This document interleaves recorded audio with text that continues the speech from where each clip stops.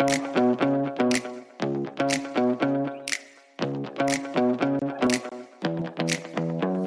a little unhinged in here and talk about things candidly. To bust a myth a little bit, the human resources organization is not out to grind the employees. By far, that's way off base. We can talk about it like humans, not as the HR face that everybody sees on the other side of Zoom, who's cool, calm, and collected. If we have to take a drastic approach like running a layoff or what have you, we try to do it in a way that honors and respects the people that are involved. Welcome to Primal HR. Real people, real talk, real HR. The human side of work from the people who live it every day. Here are your hosts, longtime HR leader Terry Smith and People First strategist Leslie Lulham. Hi, everyone. My name is Leslie, and I am co-host of Primal HR, here along with my wonderful co-host, Terry. A little background on me. I started working in the wonderful world of tech, starting back in the 2000s, where I spent a number of years working in a gaming startup in the Silicon Valley, moved my way into broadcast operations at a couple of enterprise-level companies, did business operations at a nonprofit/philanthropic company in New York City, and landed at a startup where I spent 5 years working with the team in a chief of staff and HR capacity, which is where I really got my formal on-the-ground HR experience despite being a manager of very large teams. I had a team of up to 41 for a number of years, and recently started consulting in HR and business operations for myself, and also have a second company called Insurely, which is really aimed at helping job seekers and client seekers finding warm connections in their own networks. Awesome. Fantastic. Well, Leslie, thanks for that. And I'd like to introduce myself. I'm Terry, and I'm the co-host along with my outstanding partner, Leslie, in this project. And we're really glad you're here to listen to us talk about what we mean when we say Primal HR. But before we get into that, a little bit about myself. I've been doing human resources for a long time, let's say. And I've worked in a lot of tech companies, some non-tech companies. I've worked in for-profit, not-for-profit, non-profit, and I've worked with a wide variety of industries, and that was very intentional. I never really wanted to get niched into any one particular environment, but I wanted to be able to really experience a lot of different kinds of industries. So that was a very intentional effort on my part. And it really works out because in a lot of ways, human resources is very non-specific in the sense that you don't necessarily have to be an expert in any particular industry or skill or technology set or what have you. But because fundamentally people are people, and they may do different things, and they may have different expertise, and they may have different perspectives. But fundamentally, the issues I've learned over the years that I've been in this don't change that much. When we first met, Terry, one of the first things we started talking about was how when you peel back the layers of the HR onion, it's all the same under the surface, whether you're working in tech or nonprofits or whatever. At the end, it's all people. And I think that's why I like to think HR found me versus I found HR, because I've always been a very people-first manager and really wanted to work with each person individually. And that's kind of where the HR side of me started showing naturally. Mm-hmm. And then in my corporate chief of staff HR gig, I kind of embraced that side very early when it was a very small company, mm-hmm. and was able to grow with them in that capacity. But it was all about the people. Fantastic. And one of the things that I've learned too is that at the end of the day, it doesn't matter what title somebody has or what position or role in the organization. It's all fundamentally similar in the sense that we're all people. We're all trying to make the best way in our lives, and if I can be helpful in that regard, I'm all for it. So absolutely. Yeah. I think one thing, I just had this conversation with someone this week, and they were telling me that they were very intimidated by the C-levels at their company, which is very common. Mm-hmm. I think HR also, like you get an email from HR, everyone always assumes the worst. And being in that kind of group of people that is feared, understandably so in some circumstances. But when I was able to work directly with the C-suite day in and day out as chief of staff, I realized they're just people. They're just like the rest of us. They have different job responsibilities, but at the end of the day, they still go home. They have families. They have real life happening. All of the other stuff at work that you don't think affects them does too. And so really digging into we're all just people, I think, is exactly it. And I think that's why we started Primal HR, right? To kind of peel back the layer and talk about the personal side of HR. And I think we've also talked about how we do a lot of hard things in the HR world. We do a lot of fun things, way more fun than just pizza parties. But we do a lot of hard things, and I think, especially on small HR teams, you get forgotten as someone who is feeling the things, especially as you're the face of sometimes hard decisions the company has to make. I always gave my HR team, I said, we have a safe space. Come vent to me. Come talk to me if you need to. You're not alone in this. We're all feeling it. We may as well just talk about it with each other. Yep. And for me, at least, that's a big basis of why I think this podcast is so important.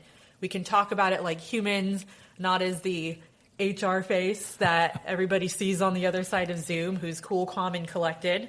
We can get a little unhinged in here and talk about things candidly.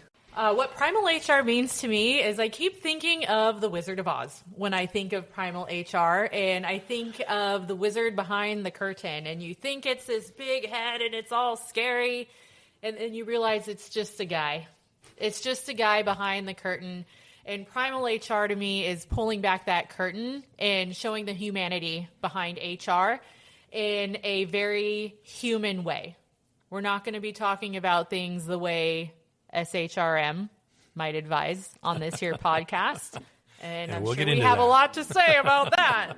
You know, I just think that it is very much a fundamental human need to be, cared for to a certain degree. And to the extent that we can, through our own thinking and our own ideas and those of our guests and our friends and the people that will join us over time on this, that we can kind of bring that to life, maybe for people that don't necessarily always experience that side of it. We specifically chose the length of 15 to 20 minutes per episode here on Primal HR to really give short, digestible clips about HR.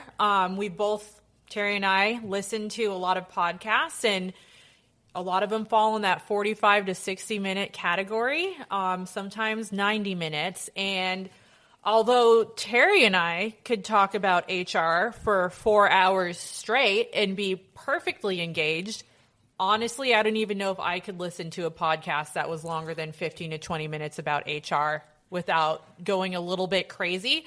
So we decided to keep it short and digestible for folks who may be in HR and want a little bit of a reprieve or to know somebody's in their corner, and even more so for folks who aren't in HR to get a very quick peek behind the curtain and some of the things we're thinking about and talking about as HR is ever evolving. Leslie, 100%. Back in the day, it used to be called short attention span theater. But the whole point of it is that, the attention span of people online and listening to podcasts and so forth is very, very short. And I agree. You and I could talk about it all day long. I don't know if I could listen to us talking about it all day long. I mean, maybe you and I, sure. But, I've sat in on 30, 40-minute podcasts that I'm just climbing the walls by 25 minutes because they're just not that interesting. And so part of it is we wanted to be able to create something that was, to your point, digestible, that in 12, 15, 20 minutes, while you're walking the dog, while you're making lunch, those things that you do in your day, you can listen to us and hear us talk about this.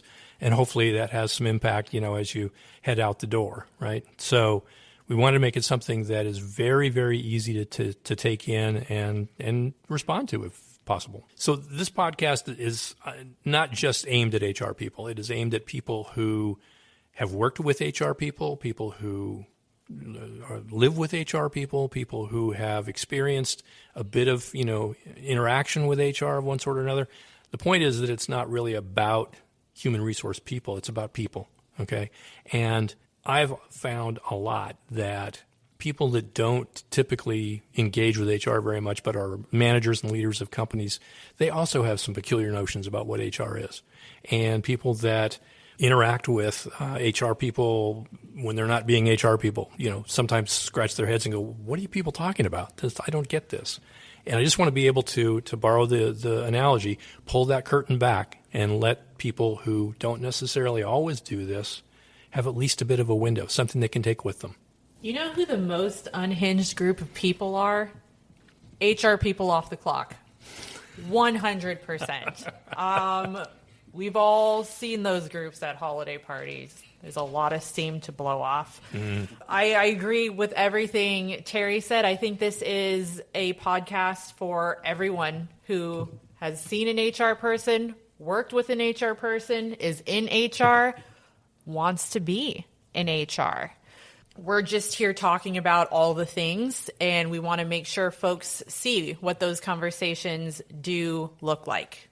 Looking ahead, our first two episodes are going to be really focused on RTO, or return to office, why it's failing, what can actually make it work, and how we adapt back to more of an in-office world. We've seen it everywhere for months on end. It's not going away. It's something many companies are still going through. So we're going to be talking about why companies are pushing this, what's actually happening behind the scenes, and then how companies can make RTO actually work. How do we put the employee experience at the center of this while also putting together a program that works for the companies? We're going to talk about all of those and some more as we dig into RTO mandates, return to office. We thought about a lot of different sort of kickoff topics for this program, and return to office just seems to continually be part of the context of HR. There's so much discussion and challenge and opportunity around the topic, and it started surfacing a couple of years ago, really, and it really has never gone away. It continues to be a topic. It continues to be controversial. And there continues to be sort of a synergy, not necessarily a positive synergy, around returning to the office. And we'll get into more reasons why that's occurring. But yeah, I think it's just something that has continued to be part of our lexicon. I think, as we look at return to office, we can't start talking about that without first acknowledging 2019 when the pandemic hit and every company was scrambling to go remote. How do we successfully take a company remote? And guess what? We all learned a lot over those 5 years, and most people loved working remote. And then the pandemic lifted and companies had unused office space they were still paying on, and we saw the return to office mandate hit like a ton of bricks. Right. And then that started happening, and what we saw naturally start to happen was companies start to walk those full-blown return to office mandates back a little bit. And over the last couple years, and I feel like the last couple of months, we've seen a resurgence in this, is companies are adopting a hybrid model where folks were either fully remote and now they have to come back into the office a couple days a week, a month, etc. Or the in-office folks are now giving the option to work from home. And so it's more nuanced than just dropping the hammer and saying everybody's back in the office. It's nuanced because some people have to commute, some people don't. Companies have hybrid workforces where you have people in office, remote, and hybrid, and managing that in a cohesive way that makes sense, that is also fair, is very challenging, and it just keeps evolving as the nature of workplaces in general keep evolving. You've been listening to Primal HR. Follow us wherever you get your podcasts. Join the conversation on LinkedIn, Instagram, and Facebook at Primal HR Podcast. Show notes and more at primalhrpodcast.com. Got a topic idea or want to join us on the show? Reach out at primalhrpodcast@gmail.com. We'll see you next time.